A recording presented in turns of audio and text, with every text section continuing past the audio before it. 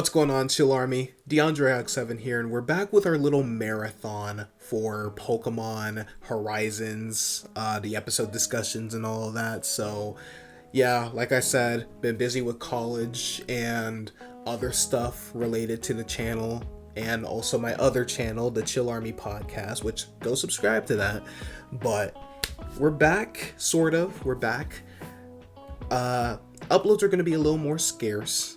As always, uploads are going to be a little scarce, but we're still fine. We're going to be doing episode discussions for the rest of November until we catch up to the latest episode. Until January, our regular schedule won't be back until like January.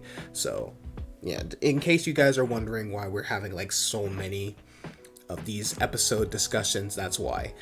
But today we're going to be discussing episode 28 of the Pokemon Horizons anime, The Stolen Treasure, and spoiler alert, I don't have many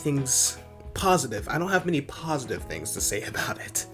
To be completely honest, this is the first Pokemon Horizons episode that I didn't particularly enjoy. For the majority of the episode, Liko and Roy were basically just chasing some old man. I thought that was just kind of a dumb plot. Like, am I missing something? Liko and Roy were just rushing around in this episode. That's all I recall. That's it. That's the episode. Liko and Roy could have avoided this whole issue that this episode revolved on if they had exercised a little more caution. Ultimately, Tepin, the old man in the episode, is still an unfamiliar person, so the fact that he insisted on seeing the backpack in addition to the ball should have raised suspicion right away. I understand that Roy's upbringing on the island has made him somewhat, insulated and ignorant, but at least be aware of the world, my man. Even while Liko was becoming somewhat more skeptical of Tepin and his statements, she was still too trusting for her age. Since Diana had suggested Tepin to them and she has faith in her, since she has faith in her grandmother, in her situation, at least she had a reason.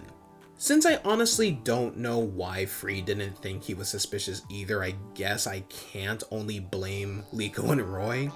Hatena was the only sane character in this episode, and it's very unfortunate that no one gave her much of a chance to speak at first because they were all preoccupied with Fuecoco and Roy's greedy asses being hungry, which led to Liko believing that Hatena was also hungry.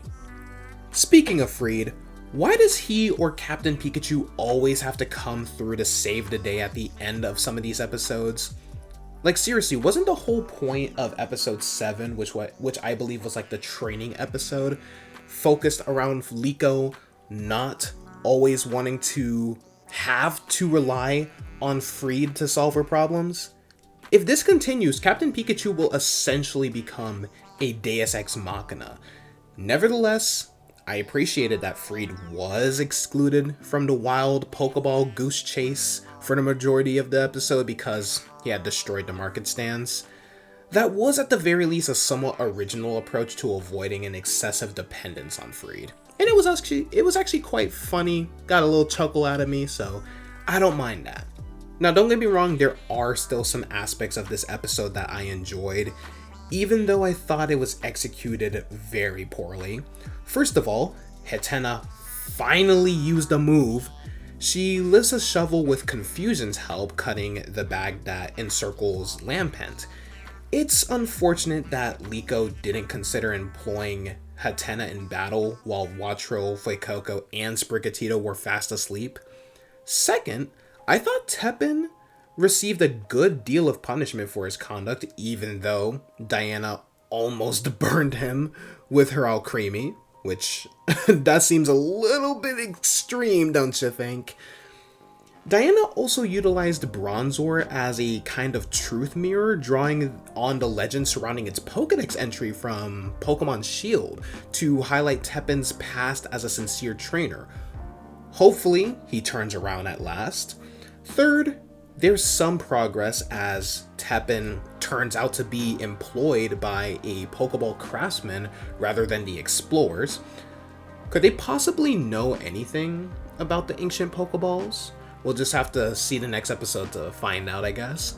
Tepin's selection of Pokemon was the final aspect of the episode that I found enjoyable. With the exception of Fungus, all of his other Pokemon were known to have an antique-like vibe, which I find to be really unique. I may be a little harsh on this episode, but that's simply the nature of these episode discussions.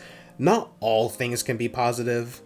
Although this episode isn't terrible, I was kinda hoping for something better. I'm curious what you guys think about this episode. How do you feel? Make sure you guys leave your comments down below. If you guys enjoyed this video, don't forget to leave a like, share this video with a friend, and leave a nice little comment down below. Also, if you guys are feeling generous, feel free to subscribe. It's 100% free. If you guys want to stay connected with me, my Twitter and Instagram, along with my other social medias, are in the description down below. I love you all, and I will see you guys on the next video. Only good, Chill Army.